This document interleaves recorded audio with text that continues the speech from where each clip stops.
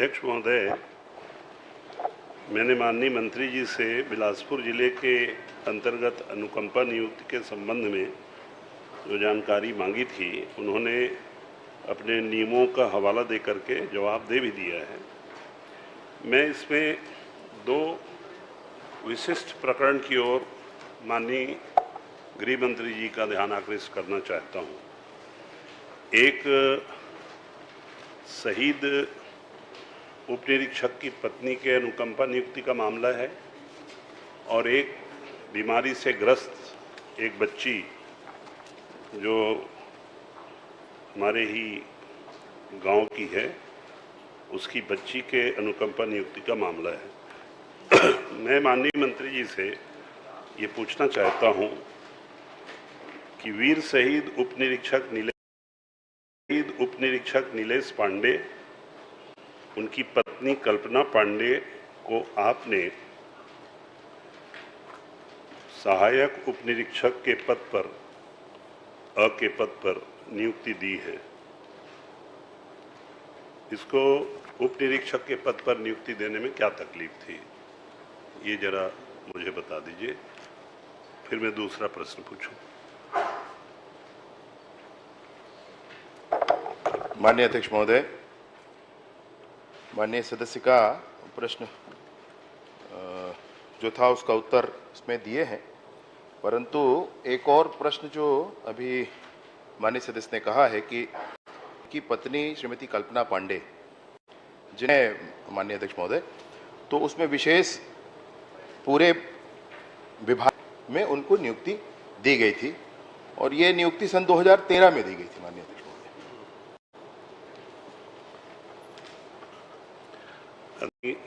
उप मुख्यमंत्री जी को बताना चाहता हूं कि शहीद उप निरीक्षक युगल किशोर वर्मा, शहीद उप निरीक्षक विनोद कौशिक, शहीद उप निरीक्षक दीपक भारद्वाज की पत्नी को उप निरीक्षक के का, इसी तरह से प्रधान आरक्षक श्री दुष्यंत सिंह की पत्नी चेतना सिंह को 2011 में प्रधान आरक्षक के पद पर नियुक्ति लेने उपरांत गृह विभाग द्वारा वर्ष 2021 में पद संशोधन कर सहायक उप निरीक्षक के पद पर नियुक्ति दी गई। इसको भी आप सहायक उप निरीक्षक के पद पर नियुक्त कर देते। हाई कोर्ट ने के आधार पर विचार करते हुए आवेदिका को प्रारंभिक बहुत से उदाहरण हैं, मैं जो पढ़ सकता हूं कि उप निरीक्षक युगल किशोर दुष्यंत सिंह की पत्नी चौबे जी के बेटे के लिए विशेष रूप से नियुक्ति डिप्टी कलेक्टर पर, कर्मा जी शहीद के बेटे के लिए विशेष रूप से नियुक्ति डिप्टी कलेक्टर पर। तो ये तो अपने पति के पद के लिए ही अधिकार मांग रही है, उस विधवा को, शहीद की विधवा को भटकना पड़ रहा है।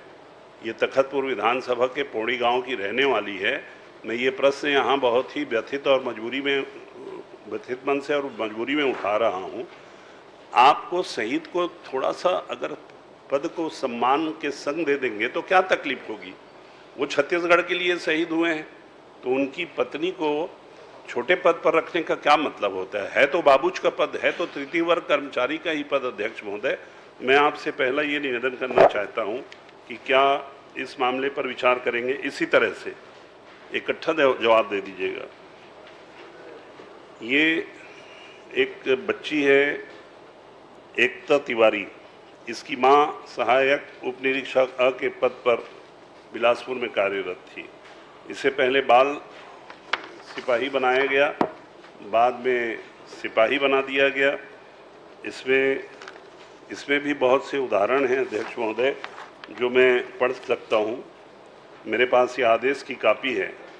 श्रीमती श्वेता सिंह, पति आरक्षक क्रमांक 992 विकास सिंह, निवासी शुभम विहार लाफागढ़ को सहायक उप निरीक्षक के पद पर आमद दिनांक से अनुमति प्रदान की गई। अध्यक्ष महोदय, प्रश्न काल है, प्रश्न करिए, ये तो भाषण हो गया। आप नहीं समझेंगे। आसंदी में तो अध्यक्ष महोदय हैं, नहीं आप व्यवस्था कब देने लगे, व्यवस्था देने के लिए है। रेफरेंस दे के पूछूंगा। आप बहुत अच्छा बोलते हैं, मेरे को मालूम है, लेकिन जरा मुझे पूछने दीजिए, मैं जैसे अच्छा या बुरा जो भी पूछ रहा हूँ।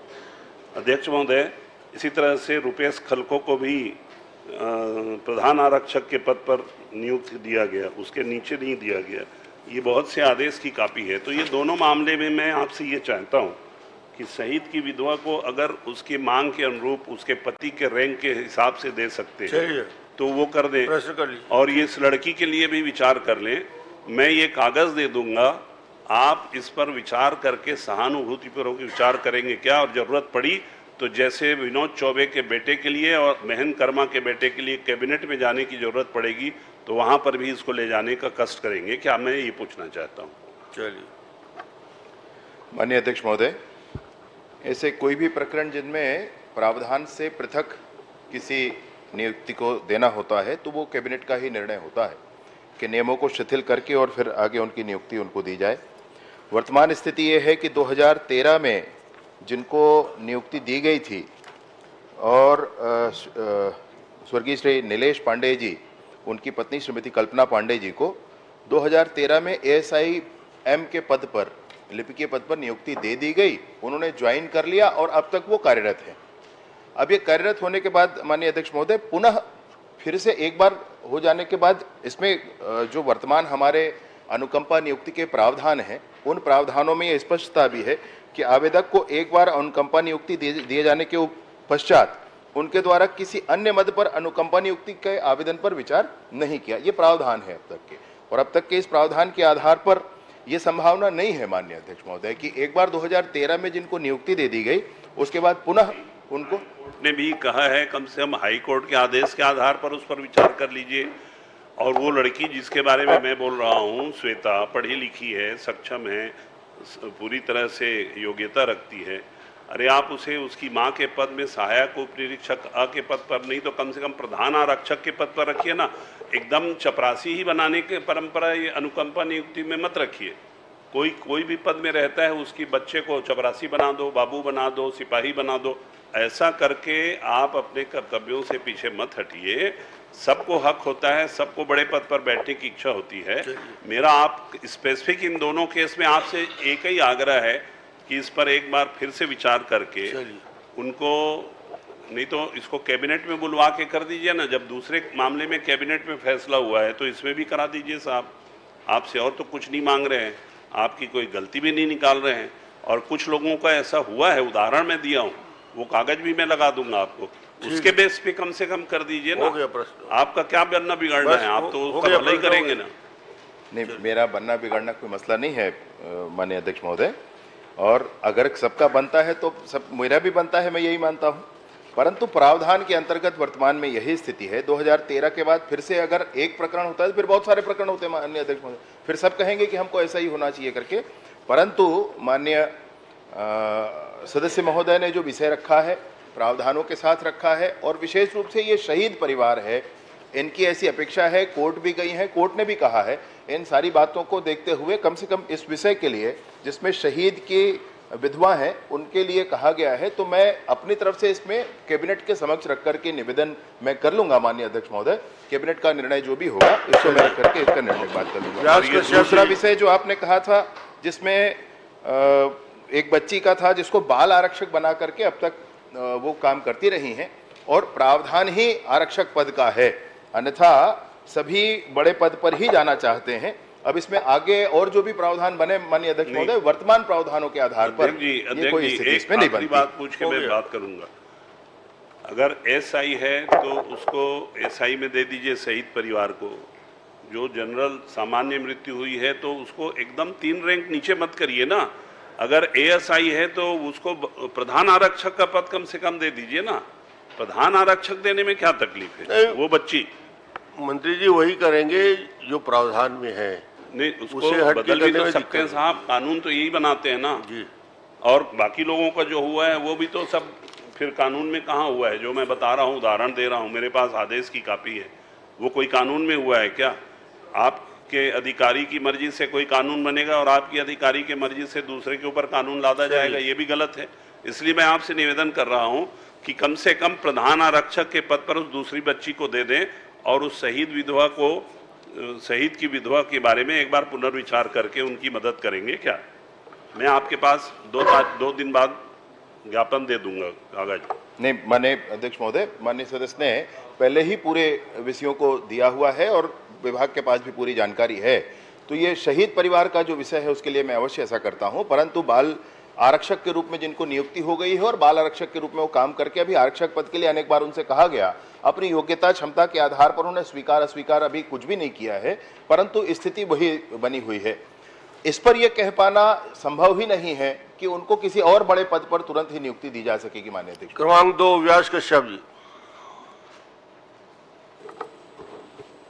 माननीय अध्यक्ष महोदय, जांजगीर चांपा क्षेत्र में स्वीकृत कार्यों की अद्यतन स्थिति के विषय में मेरा प्रश्न था माननीय मंत्री जी से। जो जवाब आया है कि वह जवाब है कि मुख्यमंत्री समग्र योजना में 20.8 लाख रुपए 8 कार्य स्वीकृत किए गए थे। खाली स्वीकृति कागज पर ही है, कार्य प्रारंभ नहीं हुआ है। कारण बताया गया कि त्रिस्तरीय पंचायत चुनाव के कारण यह काम नहीं हो सका है, जबकि बजट मार्च में स्वीकृति हो जाता है महोदय, अप्रैल तक जारी हो जाता है, दिसंबर जनवरी में आचार संहिता लगा है और यह वित्तीय वर्ष बजट भी चला जाएगा। तो क्या यह काम हो पाएंगे कि इसकी स्वीकृति पुनः आगामी वित्तीय वर्ष में रहेगा कि यह रुक जाएगा कि मिलेगा? माननीय मंत्री महोदय।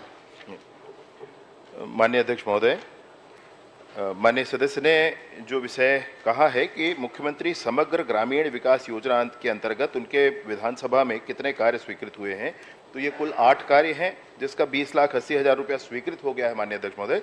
और प्रारंभ में जब रिपोर्ट इनको जानकारी उपलब्ध कराई गई तब यह स्थिति थी। वर्तमान में इनके कार्यों की स्वीकृति आदेश भी जारी हो गए हैं माननीय अध्यक्ष। माननीय अध्यक्ष महोदय, स्वीकृति आदेश कहां किस किस ग्राम पंचायत में कितनी की है, इसकी जानकारी प्राप्त नहीं हो पाई है। खाली ये आया कि इतने 8 कार्य को इतने लगे हैं। कृपा करके वो स्वीकृति आदेश किन किन ग्राम पंचायतों में कहां कितनी है वो उपलब्ध करा देंगे कृपा करके। एक विषय मेरा मनरेगा के अंतर्गत भी था कि भाई मनरेगा के अंतर्गत कार्य तो स्वीकृति किया गया है महोदय, परंतु अधिकांश काम अभी भी अप्रारंभ है। यह राष्ट्रीय योजना है, मजदूरों को लाभ पहुंचाने की योजना है काम के साथ साथ, पर वो भी अगर अप्रारंभ है तो ऐसा क्यों? क्या कारण है माननीय मंत्री महोदय कि यह भेदभाव क्यों हो रहा है हमारे क्षेत्र में? मैं कृपा करके आपसे जानकारी चाहता हूं। माननीय अध्यक्ष महोदय, माननीय विष्णुदेव जी की सरकार है, पालनहारी सरकार है, भेदभाव का विषय ही नहीं हो सकता। और विशेष रूप से माननीय सदस्य ने जो जानकारी मांगी थी वो उपलब्ध कराया गया है। नवागढ़ में और बलौदा, इनके दोनों ही विकासखंड इनके विधानसभा के, जिसमें जो अप्रारंभ कार्य दिख रहे हैं माननीय अध्यक्ष महोदय, चूंकि नरेगा का कार्य है, पंचायत से प्रस्ताव लेकर के स्वीकृति करके कार्य को रखा जाता है और जब काम की मांग करते हैं तब वो कार्य वहां पर प्रारंभ किया जाता है। तो अप्रारंभ कार्यों से व्यथित होने की कतई आवश्यकता नहीं है। अगर हम जनजागरण करके और काम की मांग करवा सकें तो स्वीकृत होकर के कार्य रखा हुआ है माननीय सदस्य महोदय, कार्य स्वीकृत होकर रखा है, आप जरूर कार्य करवा लें, उसमें कहीं कोई संशय नहीं है। राशि और कार्य सब कुछ स्वीकृत होकर के रखा है। जी धन्यवाद माननीय मंत्री महोदय। उसी प्रकार से ब्याज की राशि, जांजगीर चांपा में ब्याज की राशि से स्वीकृत कार्यों की अद्यतन स्थिति की भी जानकारी आपने उपलब्ध कराई है। तो नवागढ़ विकास खंड में कुल 15 काम स्वीकृत हुए थे और अपूर्ण है 14 काम, एक ही काम मात्र पूर्ण हो चुके हैं माननीय महोदय। उसी प्रकार से आपके यह स्थिति यह बताती है कि भी हमारे माननीय अधिकारी, आप सब मेहनत करते हैं, हम सब मेहनत करते हैं, कार्य की स्वीकृति करा लेते हैं, परंतु कार्य को पूर्ण कराने में वो जो लापरवाही बरती जा रही है उचित नहीं है। गांव के विकास कैसे हो पाएगा? आपका विभाग है माननीय मंत्री महोदय, हम चाहेंगे कि भाई आप जो भी दें हमें स्वीकृति उतना ही पर्याप्त है, पर समय सीमा पे काम तो हो जाए ना। ये ना हो कि वर्तमान में जो बजट में स्वीकृत काम है वो कार्य अपूर्ण अगर है या कि शुरुआती नहीं हो पाया है, आप उस पैसे को वापस बुला लेते हैं, तो ऐसे में विकास कहाँ हो पाएगा? मैं आपसे इस विषय में चाहूंगा कि आप कम से कम अपना वक्तव्य दें ताकि ये भी काम पूर्ण हो जाए महोदय। जी माननीय अध्यक्ष महोदय, माननीय सदस्य ने जिस विषय पर कहा है कि जांजगीर चांपा में विभिन्न मद में जो ब्याज की राशि है उससे हुए निर्माण कार्यों के संदर्भ में, तो 15वें वित्त की राशि और जिला पंचायत विकास निधि, ऐसे दो निधियों के ब्याज की राशि से निर्माण कार्य वहां स्वीकृत किए गए हैं और वह भी बहुत पुराना नहीं है माननीय अध्यक्ष महोदय। माननीय सदस्य स्वयं जिला पंचायत की उस बैठक में उपस्थित थे जिसमें यह निर्णय लिया गया और निर्णय लेने के बाद फिर जिला पंचायत को ही स्वीकृत करना है, वहीं पर इस कार्य को आगे बढ़ाना होता है और वहीं पर यह काम आगे भी बढ़ाया गया है। एक ही है नवागढ़ में 15 कार्यों में एक कार्य जो पूर्ण और 14 अपूर्ण मतलब प्रगतिरत बताए गए हैं और बाकी अन्य स्थानों पर भी ये कार्य स्वीकृत हुए हैं। मैं सोचता हूं कि समय पूर्वक पूरे हो जाएंगे। ये उनके हाथ का, उनके अपने जिला पंचायत का विषय है माननीय अध्यक्ष महोदय। क्रमांक 3 विक्रम माननीय मंडावी जी। अध्यक्ष महोदय, दे दिए जवाब। नहीं, वो जवाब आ गया, उस बात को स्वीकार कर रहा हूं। जिला पंचायत पे 5 साल कार्य कराने का भी मुझे अनुभव है माननीय मंत्री महोदय। सम्मानित सदस्य बैठे हुए हैं, सम्मानित सदस्य भी जिला पंचायत के पदेन सदस्य रहते हैं, ये भी बैठक में आपको अनुभव है कि भाभी जी का अनुभव है? मेरा भी अनुभव है, सांसद प्रतिनिधि के तौर पे मैं माननीय बैठता था वहां। मेरा यह कहना है कि भाई सम्मानित सदस्य बैठते हैं, सांसद विधायक उसके सदस्य रहते हैं, परंतु ऐसा भेदभाव क्यों? जब सब सम्मानित सदस्यों को जब राशि कहीं पे बराबर आवंटित की जाती है, तो मेरा प्रश्न है कि भाई हम चाहेंगे कि सम्मानीय विधानसभा के सदस्यों को भी उसमें सम्मिलित किया जाए ताकि उनके भी विकास काम वो हो। कोई प्राइवेट मांगते नहीं, हम भी विकास काम के लिए सभी सदस्यों की तरफ से मैं एक बात कह रहा हूं। और माननीय अध्यक्ष महोदय, मैं मन से एक बात आपसे मेरी मन की जो पीड़ा है उस बात को मैं आपको अवगत करा रहा हूं। 1.25 साल हो गए महोदय विधायक बने, परंतु विधायक बनने के बाद जो विधायकों का अधिकार होता है, उस विधायकों के अधिकार में लगातार कटौती की जा रही है महोदय। न आज तक जनसंपर्क की राशि हमारे अनुशंसा पे दी गई, बजट सत्र समाप्त होने को है, न कि माननीय प्रभारी मंत्री के द्वारा कहीं पे कुछ राशि दी गई, न कहीं पे कुछ बात आ पाती। हमारे एक भी काम, ऐसा भेदभाव क्यों हमारे साथ? हमारा जो अधिकार है उसको तो कम से कम मिले। कहते कहते थक गए माननीय अध्यक्ष महोदय। कृपा करके सम्मानित जितने हमारे विरोधी दल के लोग थे, इनके लिए तो ऐसा ना हो। चर्चा मैं में आपकी तरफ से आग्रह करना चाहूंगा। पंचायत विभाग की चर्चा होगी जी, तो ऐसे सारे विषयों को बोलने का पर्याप्त अवसर, ये प्रश्नकाल है, प्रश्न तक ही सीमित रहे। प्रश्न क्रमांक 3 विक्रम मंडावी। धन्यवाद। माननीय अध्यक्ष महोदय, मैं माननीय मंत्री जी से पूछना चाहता हूं कि नियत नेला नार जो योजना बनाया गया है बस्तर के इन जिलों के लिए, क्या इसके लिए बजट में कोई प्रावधान है या नहीं है?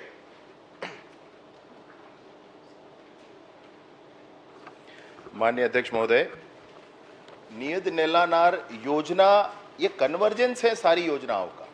मतलब माननीय सदस्य महोदय को मैं बहुत स्पष्टता करना चाहता हूं इस विषय पर। एक योजना नहीं है भाई, ये तो सारी योजनाओं का कन्वर्जेंस है। ये एक अभियान की तरह किया जा रहा है, इसका प्रॉपर डैशबोर्ड बना है और एक एक गांव के एक एक काम की मॉनिटरिंग ऑनलाइन अपडेट होती रहती है। इसमें ये पूरे योजनाओं का कन्वर्जेंस है माननीय अध्यक्ष महोदय, महायोजना है। नहीं, मैं माननीय मंत्री जी से पूछना चाह रहा था, शासन से कोई बजट स्पेशल इसमें प्रावधान है या नहीं? माननीय अध्यक्ष महोदय, मैंने पहले ही कहा इस सारे के सारी योजनाओं का बजट इसी का है। जो गांव इसमें है इनमें सारे के सारी योजनाओं का बजट इसी का मान्य है आप। चलिए, मैं माननीय मंत्री जी से पूछना चाह रहा था, जो स्वीकृत जो कार्य आपने बताया है उसमें अप्रारंभ कार्यों की संख्या कितनी है और उनकी स्वीकृत राशि कितनी है और अप्रारंभ जो हुए हैं उसके कारण क्या है? माननीय अध्यक्ष महोदय, वैसे भी माननीय सदस्य ने जो कहा, तो बजट में कुछ राशि का प्रावधान इसलिए भी किया गया है कि अगर हमको इस तरीके से कुछ काम अतिरिक्त स्वीकृत करने हैं अन्य कार्यों से अतिरिक्त, तो भी बजट में प्रावधान इसमें किया गया है। 5 करोड़ रुपए का इसमें प्रावधान है माननीय अध्यक्ष महोदय। और कुल कार्यों में से अपूर्ण कार्यों की संख्या जो प्रगतिरत है वो 137 है माननीय अध्यक्ष महोदय। और इसमें 3 करोड़ 42 लाख रुपया का भुगतान हुआ है और कुछ राशि शेष है जो भुगतान किया जाना है।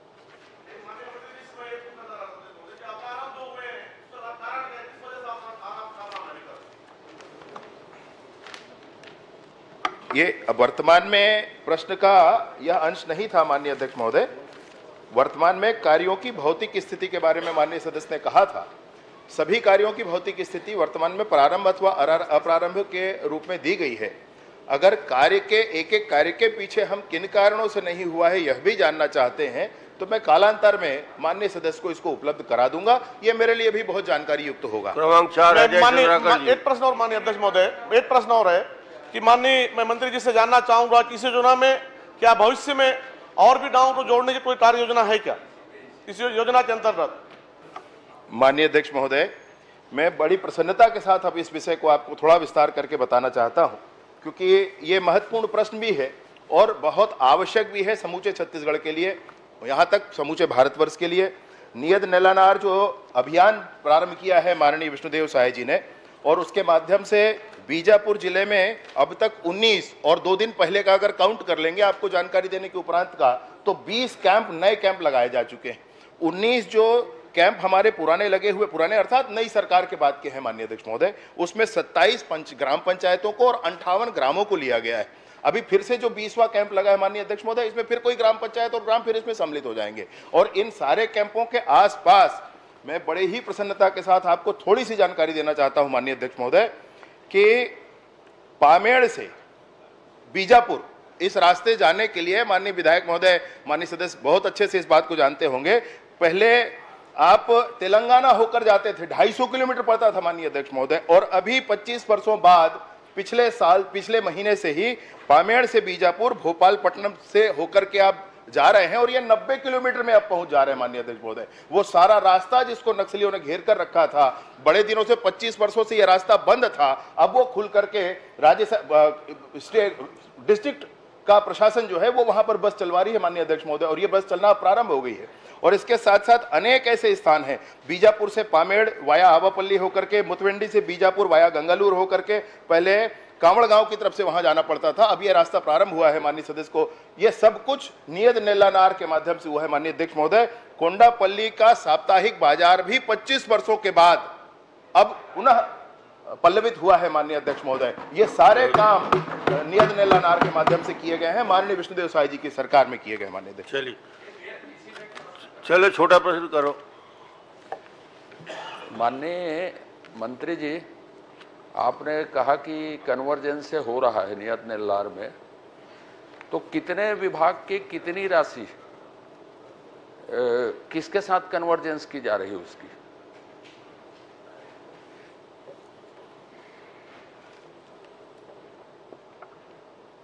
कन्वर्जेंस 2 मदों का हो रहा है, इतना ही नहीं है माननीय अध्यक्ष महोदय, इस अभियान में सभी मदों का कन्वर्जेंस हो रहा है। मेरी बात अब सुन लीजिए ना सर। हाँ, इस कार्य में, इस अभियान में सभी मदों का कन्वर्जेंस हो रहा है। सभी मदों के कार्यों को लेकर के इसमें आगे बढ़ते हैं।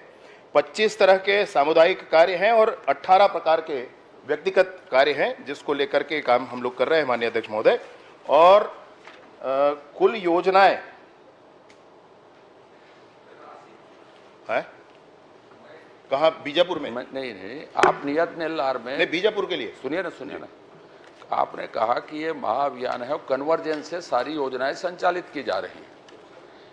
आप किसी विभाग के, जैसे गृह विभाग से मान लो किसी मद से कन्वर्जेंस कर रहे होंगे, तो मैं ये पूछ रहा था कि कितने विभाग के कौन सी मद की राशि से आप कन्वर्जेंस कर रहे हैं? कि पैसा बजट से दिया है कन्वर्जेंस के लिए कि विभागीय पैसे से कर रहे हैं? कौन कौन विभाग कन्वर्जेंस के लिए आपको पैसे दे रहा है, ये जानना चाह रहा था। माननीय अध्यक्ष महोदय, माननीय सदस्य की चिंता के अनुरूप, उनके प्रश्न के अनुरूप, ये सारे ही विभागों के सभी तरह के कार्य इसमें कर रहे हैं। डीएमएफ का पैसा भी इसमें लगा रहे हैं माननीय अध्यक्ष महोदय, नरेगा का पैसा भी लगा रहे हैं, अन्य विभागों के राशि भी इसमें लगाए जा रहे हैं। ये सारी राशियां लगाई जा रही है। चलिए क्रमांक 4 श्री अजय चंद्राकर जी। माननीय अध्यक्ष महोदय, माननीय मंत्री जी से मैं जानना चाहूंगा अपने प्रश्न में,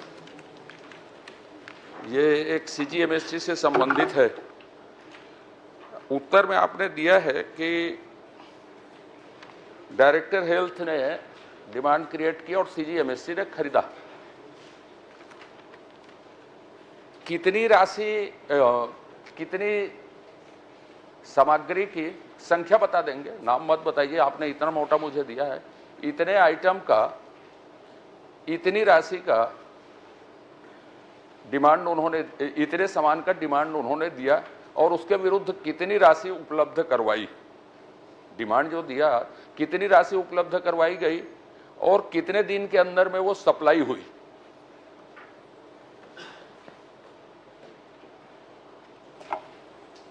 माननीय अध्यक्ष महोदय, वैसे तो प्रपत्र में बहुत ही बृहद एक 795 पेज का और एक 492 पेज की जानकारी दे दिए हैं, परंतु पृथक से इन्होंने स्पेसिफिक जो है पूछा है। तो मोक्षित कॉरपोरेशन को 2019-20 से 22-23 तक 266 प्रकार के रीजेंट कुल 453 करोड़ रुपए का खरीदी किए गए और 2023 में मैं वो पूछा नहीं। अच्छा, माननीय अध्यक्ष महोदय, मैंने ये कहा कि डीएचएस ने मांग पत्र दिया, मांग पत्र कितने सामान का दिया अब और कितनी राशि उनको उसके विरुद्ध उपलब्ध करवाई और कितने दिन में वो सप्लाई हुई।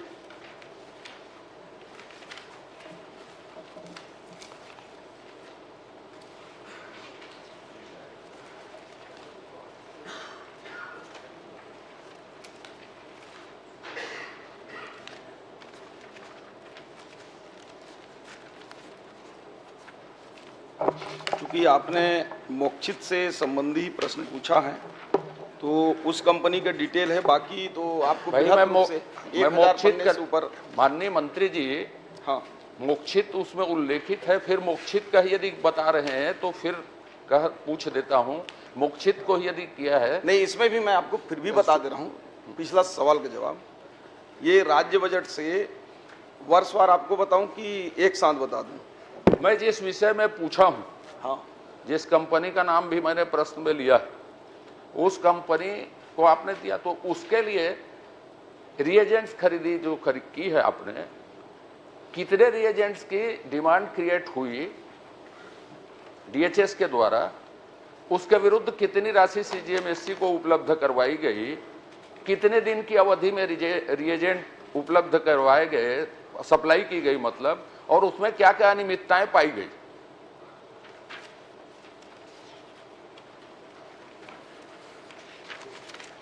माननीय अध्यक्ष महोदय, मोक्षित कॉरपोरेशन को 2020-21 में रीजेंट भी खरीदे थे, उपकरण भी खरीदे थे।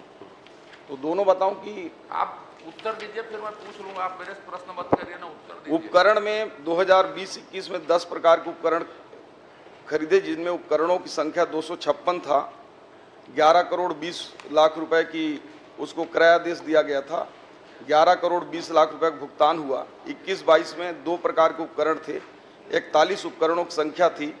3 करोड़ 15 लाख रुपए का क्रयादेश दिया गया और भुगतान भी 3 करोड़ 15 लाख का हुआ।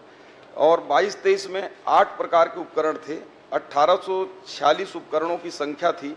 83 करोड़ 82 लाख रुपए का भुगतान हुआ और 83 करोड़ 82 लाख रुपए पूरा भुगतान हो गया। और 23-24 में माननीय अध्यक्ष महोदय 10 प्रकार के उपकरण इनसे खरीदे गए और 22 प्रकार के उपकरण थे। 81 लाख की खरीदी हुई और उसका भुगतान अभी शेष है। इसी प्रकार से जो रीजेंट है, रीजेंट हमने 19-20 में माननीय अध्यक्ष महोदय 10 प्रकार के रीजेंट 20 करोड़ 48 लाख रुपए खरीदे, उसका पूरा भुगतान हो गया। 21-22 में 21 प्रकार के रीजेंट लिए 20 करोड़ 88 लाख पूरा भुगतान हो गया। 21-22 में 70 प्रकार के रीजेंट खरीदे, 88 करोड़ रुपए का क्रयादेश दिया गया, भुगतान पूरा हो गया। 22-23 में 165 प्रकार के रीजेंट थे, 324 करोड़ रुपए की खरीदी हुई, पूरा भुगतान हो गया। और अभी 2023 में ये 249 प्रकार के रीजेंट खरीदी हुए, 385 करोड़ का उसको क्रयादेश दिया गया, उसमें मात्र 47 करोड़ रुपए भुगतान किया गया और 338 करोड़ रुपए देना शेष है। में क्या क्या अनियमितता पाई गई और किन अनियमितताओं की जांच हो रही है, ये आप बता दीजिए। क्या क्या अनियमितताएं पाई गई, मोक्षित कारपोरेशन कह लें या सप्लाई करता जो भी हो, क्या क्या अनियमितताएं पाई गई इसमें? माननीय क्या अध्यक्ष जांच हो रही? महोदय, ये प्रश्न माननीय सदस्य ने राज्य के हित के लिए बृहद रूप से लगाया है और पहले भी ध्यान आकर्षित किए हैं, उसके लिए इनको मैं धन्यवाद भी देता हूं। लेकिन माननीय अध्यक्ष महोदय, मैं बताना चाहूँगा कि इस प्रकरण को जैसे ही माननीय हमारे विष्णुदेव साय जी की सरकार बनी और विभिन्न अखबारों के माध्यम से ये पता चला कि इसमें अनियमितता हो रहा है, तो हमने सबसे पहले 12/1/2024 को इसको विभागीय जांच के लिए माननीय अध्यक्ष जी, आपको कैसे पता लगा ये अनियमितता? ये मुझसे मतलब नहीं है, मुझे अखबारों से पता लगा, क्या पता लगा? आपने जितना खरीदा 385 करोड़ रुपए में से कुछ करोड़ रुपए जो आपने भुगतान किए, बाकी भुगतान रोका है या नहीं होगा पैसा? आपके पास, मैं प्रश्न के शुरुआत में पूछा, पैसा उपलब्ध नहीं था तो भी आपने खरीदा क्या? डीएचएस ने मांग दी इस वित्तीय वर्ष में, पैसा उसका दिया कि नहीं दिया? पूरा मांग दिया और आपने खरीदा। तो और खरीदी में क्या अनियमितता पाई गई ये पूछा हूं, किसके द्वारा पता चला आपको? ये आपका विषय है, क्या क्या अनियमितता पाई ये बताइए। इसमें माननीय अध्यक्ष महोदय मुख्य रूप से 3 प्रकार की अनियमितता पाई गई। पहला, इसमें जितनी आवश्यकता, क्रम से चले ना, मैंने पूछा पैसा डीएचएस ने मांग की, भुगतान रुका है 300 कुछ करोड़ का, वो आपने खरीदा, वो पैसा उपलब्ध था कि नहीं था खरीदने के लिए, कि बिना पैसे के खरीदा गया? ये बताइए मुझको। जितना पैसे का प्रावधान था उससे ज्यादा खरीदी हुआ। उससे ज्यादा कि कितनी ज्यादा खरीदी हुई वो भी बता देता हूं आपको।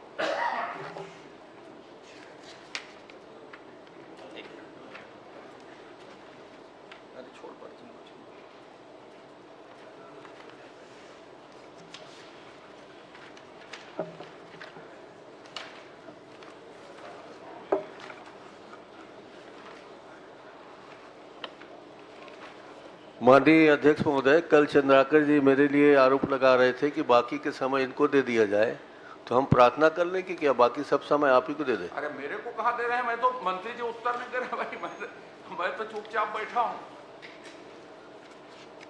मेरे प्रश्नों को उत्तर आ जाए भाई, इतना ही चाहता हूं।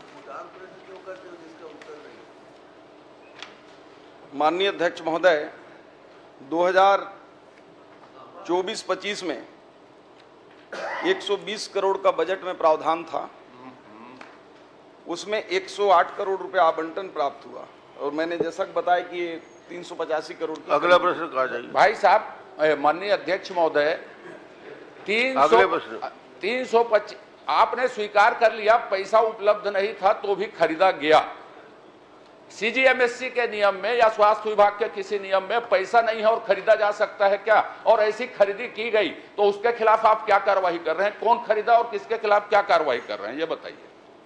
माननीय अध्यक्ष महोदय, इन्हीं सब गड़बड़ियों के चलते इतिहास का आपसे गड़बड़ियों की जांच में बात में मैं जो इसमें मैं हाथ जोड़ के प्रार्थना कर रहा हूं आपसे। अरे आप जानना क्या चाहते हैं? हमने ईओडब्ल्यू जांच को दिया आदेश जांच तक तो बाद में, और इसमें 15 अधिकारियों के खिलाफ हमने एनओसी दिया है। आपने बहुत अच्छा किया। इससे बड़ा बृहद क्या हो सकता है? आरोपी जो फर्जी के अभी जेल में है, मैं जो इससे बड़ी कार्रवाई क्या हो सकती है? मैं जो सरकार आने के साथ हमने 1 महीने में जांच कराया। भाषण मत दीजिए, प्रश्न का उत्तर दीजिए। प्रश्न का उत्तर ही दे रहा हूं। मैंने पूछा है आपसे कि जो पैसा नहीं होने के बाद खरीदा गया, आपके नियमों में है क्या ऐसी खरीदी हो सकती है? और यदि नियमों में नहीं है तो उस कौन अधिकारी ने ऐसा किया, उसके खिलाफ आपने क्या कार्रवाई की? ये पूछा हूं। आपने 25 लोगों को जेल में डाला है, 40 की, ये इससे मतलब नहीं। मेरा प्रश्न स्पेसिफिक है, उसमें उत्तर चाहिए मुझे। माननीय अध्यक्ष महोदय, ये मामला बड़ा बृहद रैकेट के रूप में किया गया। ये नियम में नहीं है कि बिना आवंटन के खरीदा जाए, परंतु हेल्थ एक ऐसी व्यवस्था है कि कभी कभी कुछ मात्रा में उसको, कुछ मात्रा 385 करोड़ की नहीं हो सकती माननीय अध्यक्ष महोदय।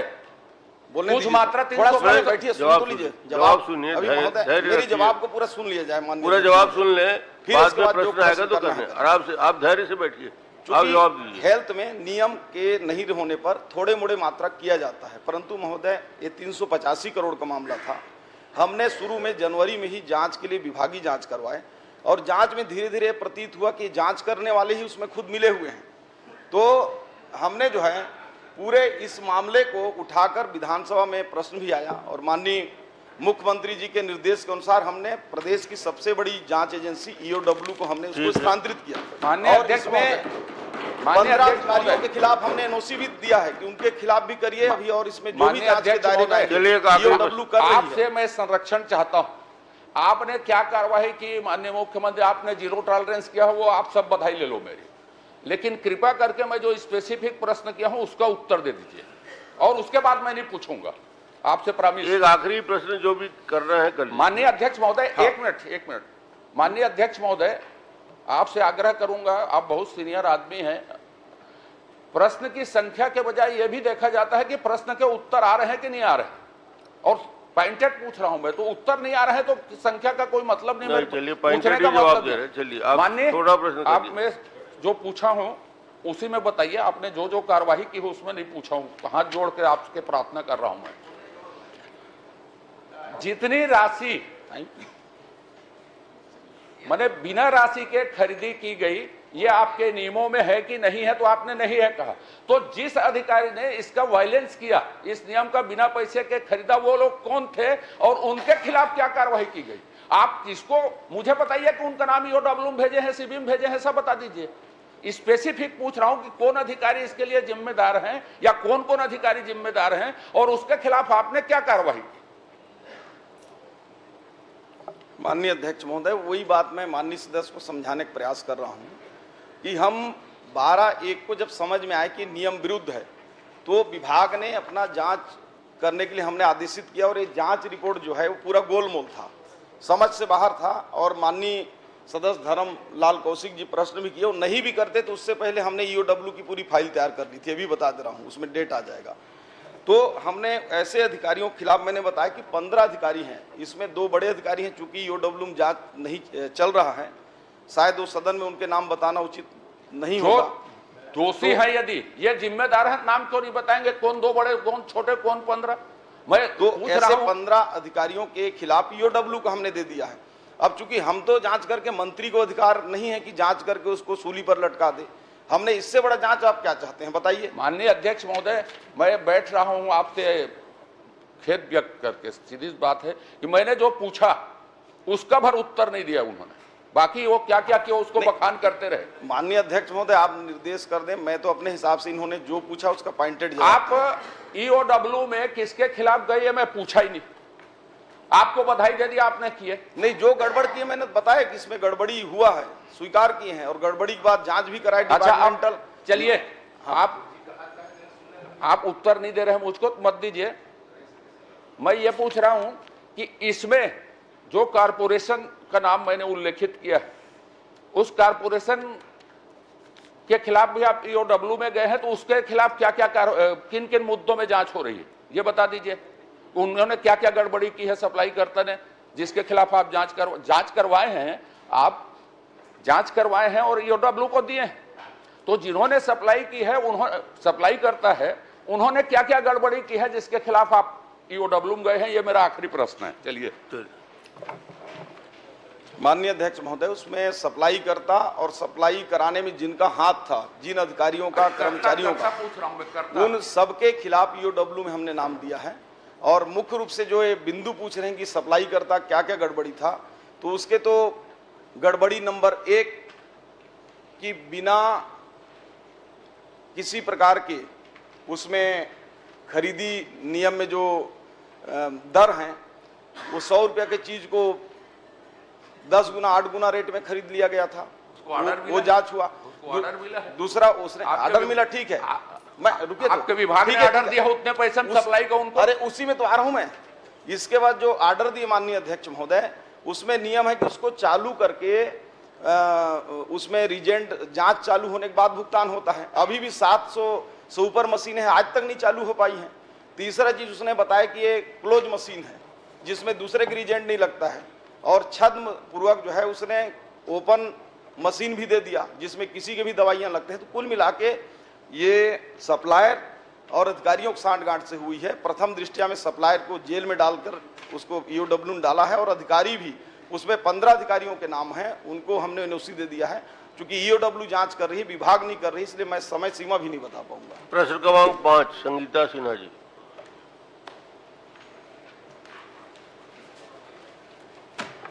माननीय अध्यक्ष महोदय जी, मैंने स्वास्थ्य मंत्री से जानकारी चाही थी कि हमारे जो जिला चिकित्सालय और सामुदायिक स्वास्थ्य केंद्र में रिक्त पदों की पूर्ति के लिए और जितने भी रिक्त हैं सभा अध्यक्ष महोदय जी, तो मैंने देखा इनके उत्तर में जितने भी आए हैं अध्यक्ष महोदय जी, रिक्त पद बहुत सारे हैं। अगर मैं अपने जिला की बात करूं तो आदरणीय अध्यक्ष महोदय जी, नेत्र रोग विशेषज्ञ का पद 1 है तो 1 रिक्त है। वैसी निषेधना के 2 पद हैं तो 2 रिक्त हैं। रेडियोलॉजिस्ट 1 पद है तो 1 रिक्त है। नाक कान गला के 1 पद है तो 1 रिक्त है। तो देखा जाए अध्यक्ष महोदय जी, बहुत सारे हैं, नाम लूंगी तो बहुत लंबा हो जाएगा। तो मैं निवेदन अपील कर रही हूं और जानना चाह रही हूं कि ये रिक्त पदों की कब तक भर्ती हो जाएगी। माननीय अध्यक्ष महोदय, माननीय सदस्य महोदया ने अपने क्षेत्र की चिकित्सकों की कमी की बात कही है, वो सही बोल रही हैं। विशेषज्ञ डॉक्टरों की हमारे पास जो है कमी है, लेकिन सुखद बात है कि बाकी क्षेत्रों की अपेक्षा आपके जिले और विधानसभा में बाकी स्टाफ भरे हुए हैं। इन कमी को पूरा करने के लिए 1079 चिकित्सकों और विशेषज्ञों के पदों की भर्ती के लिए माननीय अध्यक्ष महोदय हम जल्द ही उसकी प्रक्रिया करने जा रहे हैं। इसके लिए वित्त से अनुमति प्राप्त करने की प्रक्रियाधीन है। 225 स्टाफ नर्सों की भी हम भर्ती कर रहे हैं और जल्द ही अभी बांड से जो हम भर्ती करेंगे तो निश्चित रूप से आपके विधानसभा क्षेत्र में जो विशेषज्ञ कमी है उसको अप्रैल महीने में हम उसको भेजेंगे। आदरणीय अध्यक्ष महोदय जी ने कहा कि मेरे यहाँ बहुत सारे भरे हुए हैं, तो मैं वो जो भरे हुए बता रहे हैं जहाँ पे हैं डॉक्टर, उसको मैं जानना चाह रही हूँ।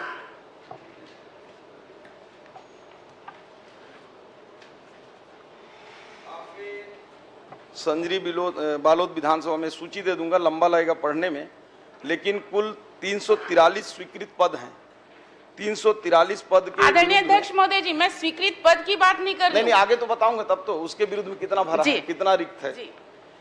तो उसके विरुद्ध में 343 के विरुद्ध में 222 कार्यरत हैं, 123 रिक्त हैं। उसी प्रकार से एनएचएम में भी हम 226 पद है, उसमें 216 भरे हैं, केवल 10 रिक्त है। और अन्य 7 बांड के डॉक्टर हैं। इस प्रकार से आपके यहाँ एनएचएम से तो 95% भरे हैं और हमारे डीएचएस के रेगुलर में वो भी लगभग 65% स्टाफ भरे हुए हैं। आदरणीय अध्यक्ष महोदय जी, वहाँ पे एक भी स्त्री रोग विशेषज्ञ नहीं है, एक भी मनोरोग चिकित्सक नहीं है, एक भी शिशु रोग विशेषज्ञ नहीं है। अध्यक्ष महोदय जी, वहाँ पे अगर मनोरोग बच्चा मेंटल आते हैं, उनको बाहर रिफर किया जाता है सर्टिफिकेट बनाने के लिए। आदरणीय अध्यक्ष महोदय जी, जब यहाँ है ही नहीं तो महोदय जी पता नहीं कहाँ से आंसर लेके आए हैं। और उसको अध्यक्ष महोदय जी मैं निवेदन कर रही हूँ, इसको विशेष रूप से ध्यान दें और बहुत जल्द से जल्द, अगर आप व्यवस्था नहीं कर पाते अध्यक्ष महोदय जी, निवेदन करिए स्वास्थ्य मंत्री से, तो उसको बंद कर दीजिए। जिला अस्पताल, सामुदायिक अस्पताल बंद कर दीजिए, क्योंकि वहाँ स्टाफ ही नहीं है, एक्सीडेंटल केस आते हैं बहुत सारे अध्यक्ष महोदय जी। तो एक मेरा दूसरा क्वेश्चन है इसी में अध्यक्ष महोदय जी कि जो विगत वर्षों में जो प्रसव के आपके पास प्रकरण आए हैं, उसमें कितने सिजेरियन प्रसव हुए हैं और कितने प्रकरण में आपने निजी अस्पताल में रिफर किया है?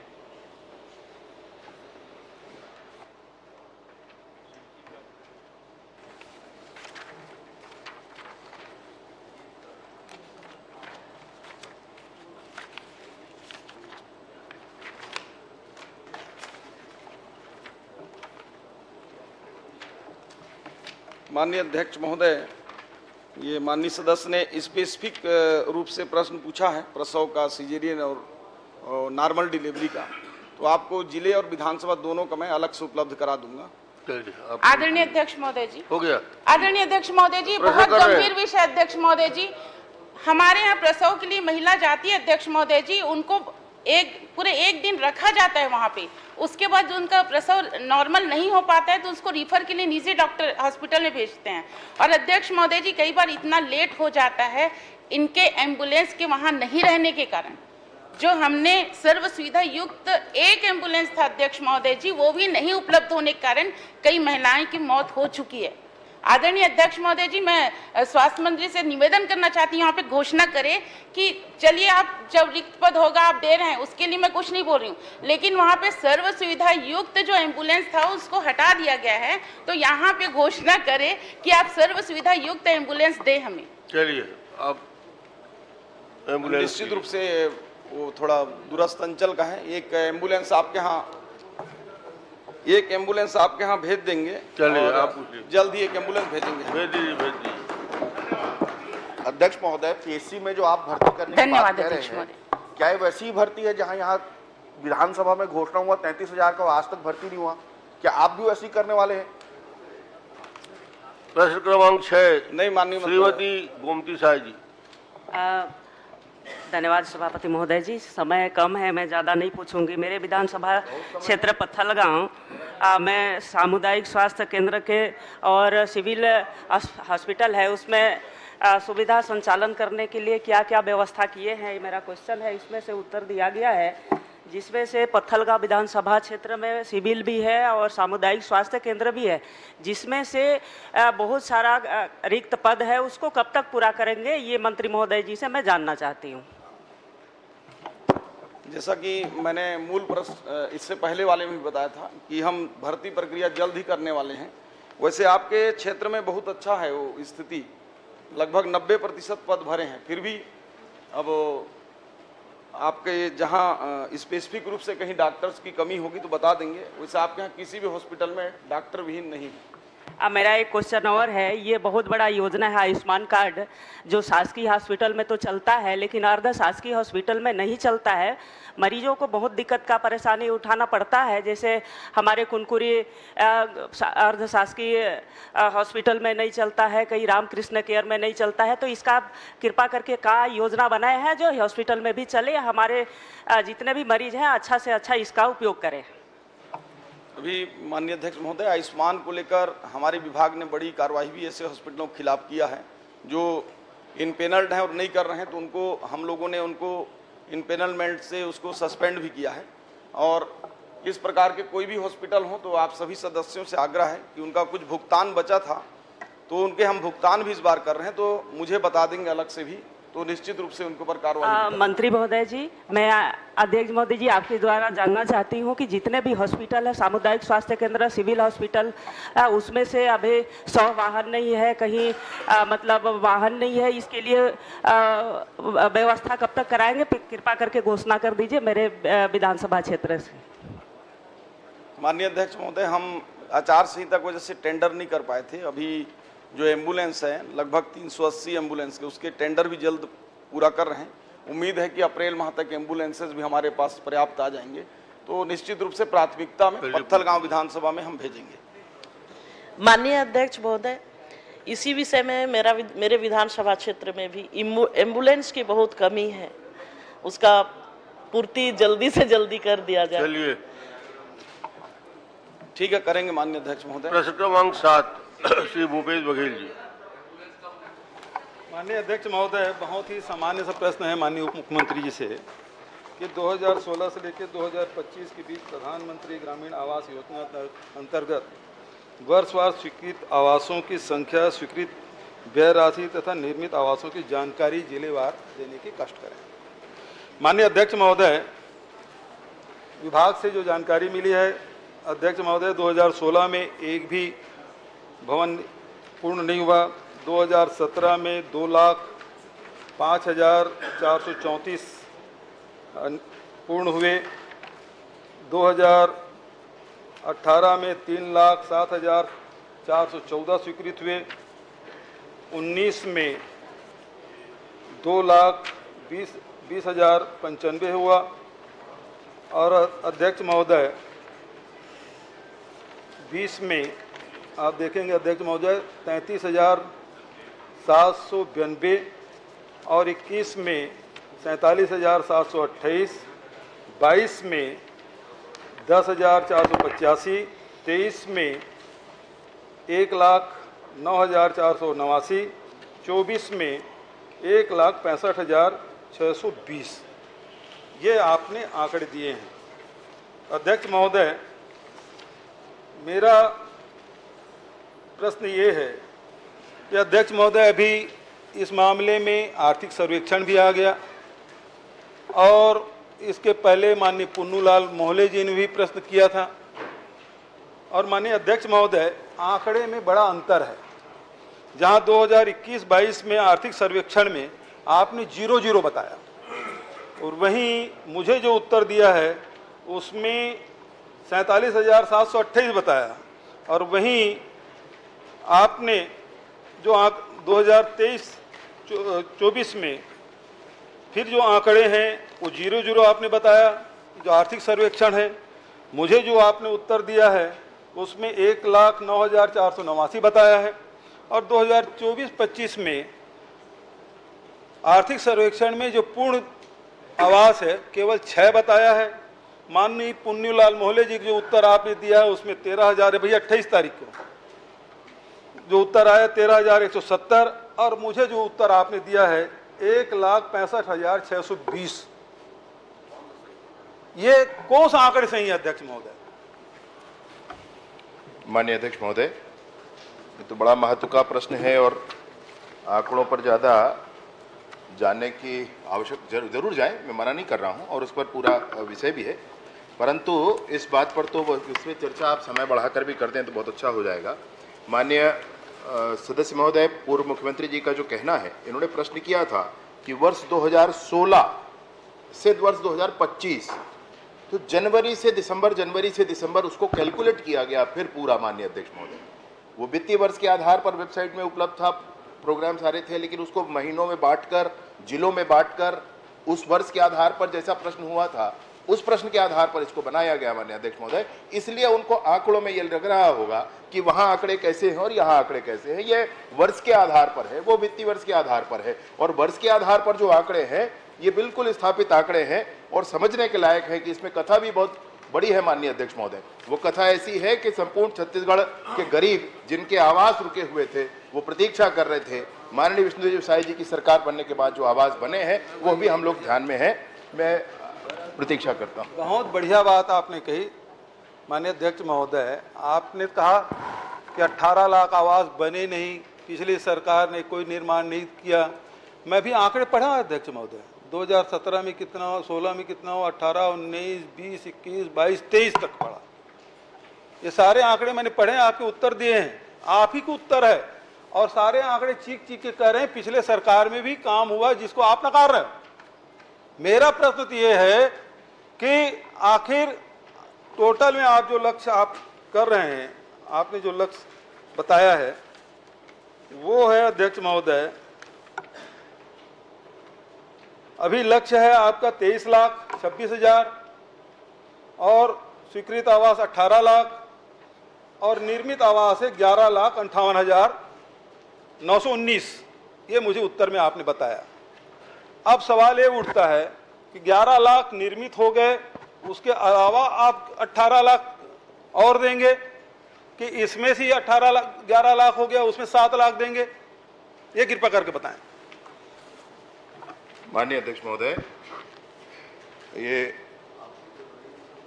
एक आंकड़ा है जो ये बता रहा है कि अभी जब नरेंद्र मोदी जी की केंद्र में सरकार बनी और 32,50,000 प्रधानमंत्री आवास स्वीकृत किए गए 17 राज्यों को और उन 17 राज्यों में 2011 की जो PWL है, परमानेंट वेटिंग लिस्ट है, 16 राज्यों को नहीं देना पड़ा।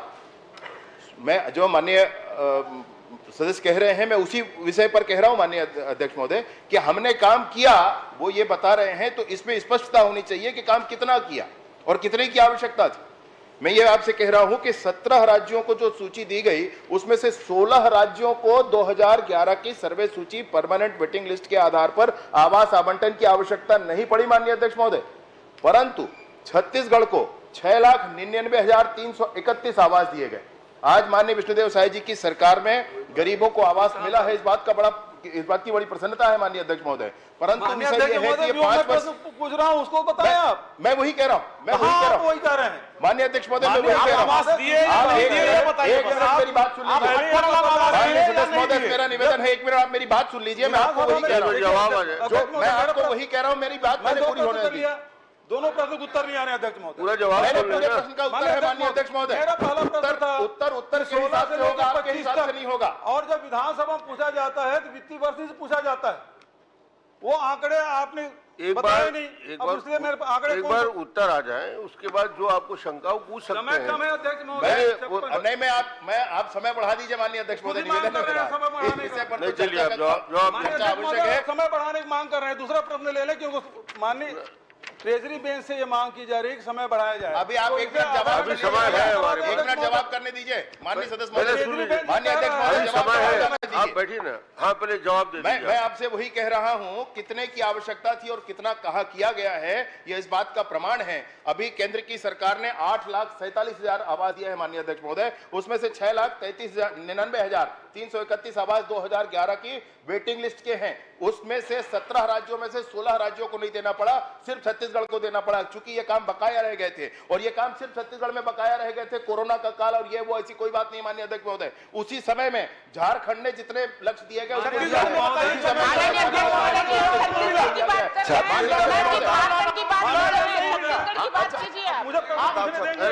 जवाब आने नहीं, जवाब क्या दे रहे हैं? आप प्रवचन कर रहे हैं। नहीं, प्रवचन वचन नहीं है माननीय अध्यक्ष महोदय, पूरा डिटेल बिल्कुल relevant है, वही बात है, मैं कहना चाह रहा हूं। माननीय सदस्य जो प्रश्न किए हैं माननीय अध्यक्ष महोदय, मैं वही कह रहा हूं। खुद बोल रहे हैं कि समय बढ़ाया जाए। माननीय अध्यक्ष महोदय, सवाल ये उठता है, अब मैं इस बात को छोड़ता हूँ। चलिए, तीसरा प्रश्न ये है, आखिरी प्रश्न कर लीजिए। तीसरा प्रश्न ये है कि आवास योजना में कितना है, आवास प्लस में कितना है, आवास प्लस प्लस में कितना है, ये बता दें 2011 के सर्वेक्षण में। पहले दो प्रश्न का उत्तर तो आपने दिया नहीं। नहीं, पहला प्रश्न का उत्तर बिल्कुल दिया हूं भाई, और अगर आपको कोई विषय हो तो मैं बता दूं आपको।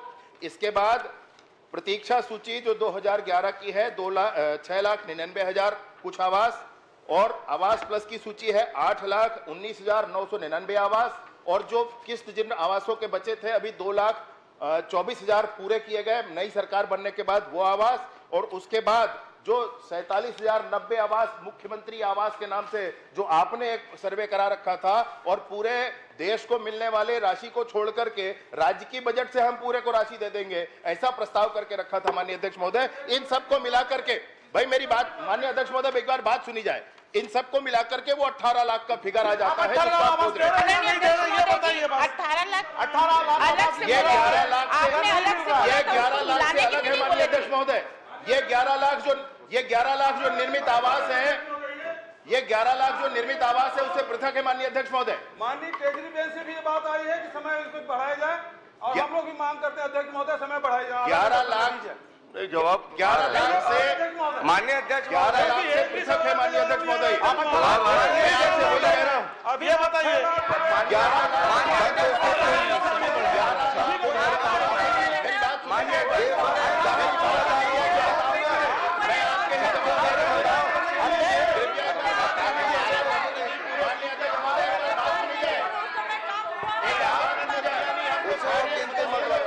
प्रश्नकाल समाप्त। माननीय अध्यक्ष